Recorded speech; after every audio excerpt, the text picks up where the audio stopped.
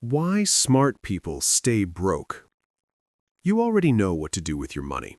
Save more, spend less, invest early, avoid debt. You've heard it 1,000 times. You agree with it. And yet, nothing changes. Here's what nobody tells you about that gap between knowing and doing, and why most financial advice is designed to fail before you even start. The illusion of progress.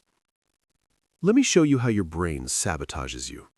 You watch a video about compound interest. The numbers make sense. You see the graphs. You understand the exponential curve. You think, I need to start investing. You close the app. You feel accomplished, like you just did something productive. But tomorrow morning, your bank account looks exactly the same. Your spending habits? Unchanged. Your investment account? Still at zero. Nothing happened. Except in your mind, something did happen, because your brain just played a trick on you. The moment you understand something, your mind releases a small hit of dopamine, the same chemical reward you'd get from actually taking action. Your brain treats learning like completion. Urgency disappears. The pressure releases. Action feels optional now, less necessary. This isn't laziness. This is neuroscience. Understanding creates the sensation of movement without requiring the discomfort of change. And this is exactly why financial literacy doesn't fix financial problems. You don't have an information problem. You never did. You have a behavior problem. And behavior operates on completely different rules than knowledge. The awareness trap. Here's what makes this particularly insidious. The more you learn about money, the more you think you're improving. You read articles, you listen to podcasts, you follow finance accounts, you understand concepts like inflation, asset allocation, emergency funds. You're fluent in the language of wealth building. But fluency isn't the same as execution. You can speak French perfectly and never visit Paris. You can understand music theory and never pick up an instrument. You can know everything about money and still be broke. Because awareness without implementation is just sophisticated procrastination. It's productive feeling delay. And the cruel part, the more aware you become, the more excuses you have for not changing. I need to learn more first. I need to wait for the right moment. I need to understand the full picture before I start. These sound reasonable, responsible even, but they're stall tactics disguised as due diligence. The truth is simpler and more uncomfortable. You already know enough to start. You've known for months, maybe years. What you're missing isn't information, it's infrastructure. The real obstacles. Let's talk about why behavior stays stuck even when understanding grows. First obstacle, your habits are already locked in. By the time you become financially aware, you've already spent years, maybe decades, building patterns.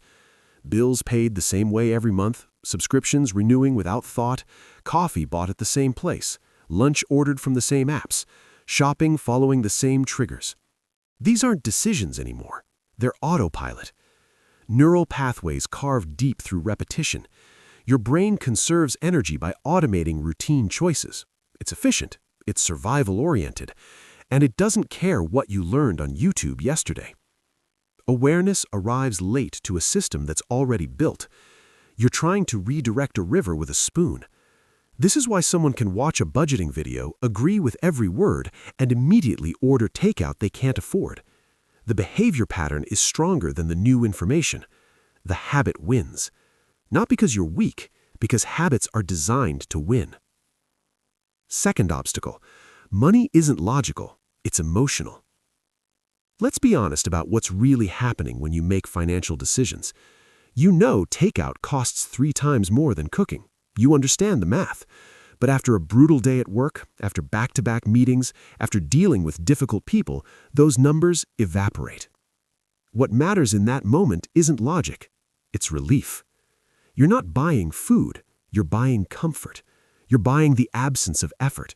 You're buying a small moment where something feels easy. You're not managing money, you're managing feelings. And feelings don't respond to spreadsheets. Spending reduces stress in real time. Saving feels like loss. Discipline feels like punishment. Delayed gratification feels like deprivation. The rational part of your brain understands long-term thinking. The emotional part of your brain is trying to survive today. And when logic fights emotion, emotion wins every single time. This isn't a character flaw. This is human design. Your emotional system is older, faster, and more powerful than your rational mind. It's been keeping humans alive for hundreds of thousands of years.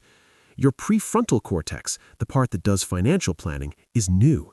Evolutionarily speaking, it's barely out of beta testing. So when you beat yourself up for making dumb financial choices, you're not accounting for the fact that you're fighting millions of years of evolutionary wiring with a few hours of financial content. That's not a fair fight. Third obstacle: change threatens your identity. This one is subtle. Most people never notice it working, but it's one of the most powerful forces keeping behavior locked in place. Think about this. You have a story about who you are. Everyone does. Maybe you're the successful one in your family. Maybe you're the smart one among your friends. Maybe you're someone who has it together. Now imagine admitting you're financially struggling. Imagine confessing you don't know what you're doing. Imagine revealing that behind the image, there's chaos. That admission doesn't just change your circumstances, it challenges your identity. And your brain will protect your identity even at the cost of your well-being. A successful person doesn't admit they're drowning in credit card debt. A smart person doesn't confess they made years of dumb choices. An independent person doesn't ask for help. So when you need to change your financial behavior, you're not just changing habits, you're admitting that the version of yourself you've been comfortable being, the version you've presented to the world, the version you've convinced yourself you are, needs an upgrade. That's terrifying. So you stay the same, aware, informed, and stuck. Because staying stuck preserves the story, and humans will choose a familiar story over an uncertain transformation almost every time. The environment trap. Here's something most people miss completely. You think willpower controls your money. It doesn't. Your environment does. Let me prove it. If your credit card is saved on Amazon, you'll spend more. If it's not saved, you'll spend less. Same person, same intentions, different outcomes. Why? Because adding friction reduces action, and removing friction increases action. This is so obvious it sounds stupid, but almost nobody designs their financial life around this principle. If spending is one click away, you'll spend. If saving requires 5 steps, 2-factor authentication, and a password you forgot, you won't save. If your bank app shows your total balance, including savings, you'll feel richer and spend more. If it only shows your checking account, you'll be more cautious. Same person, different design, different results. Good intentions lose to bad design every time.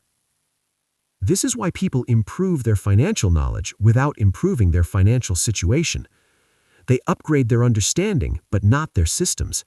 They learn about the importance of emergency funds while their money sits in an account they check 10 times a day.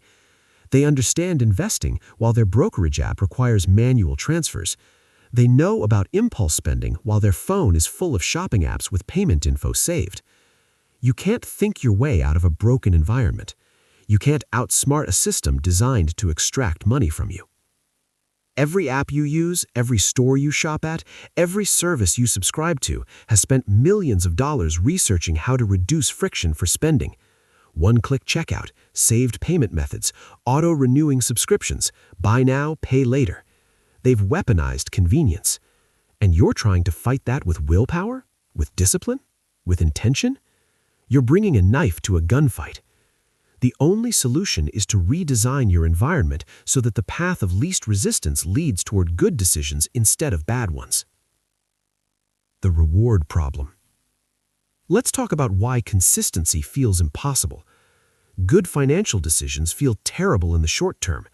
Saving feels like loss. You watch money leave your account and get nothing tangible in return. Investing feels like risk.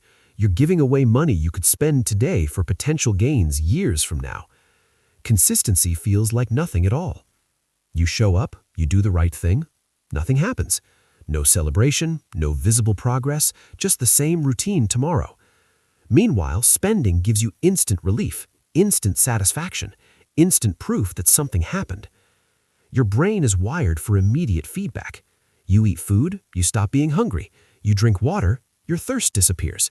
You buy something, you get a hit of dopamine. Cause and effect, fast and obvious. Long-term thinking is unnatural. It's uncomfortable. It's abstract. You're asking your brain to feel good about something that might pay off in 10 years. That's insane from a neurological perspective. So motivation fades. Not because you don't care, but because progress feels invisible. You save $200 this month. So what? You're still broke. You invest $100. Your account goes up, then down, then up again. It feels random. You skip takeout for a week. You still can't afford the vacation you want.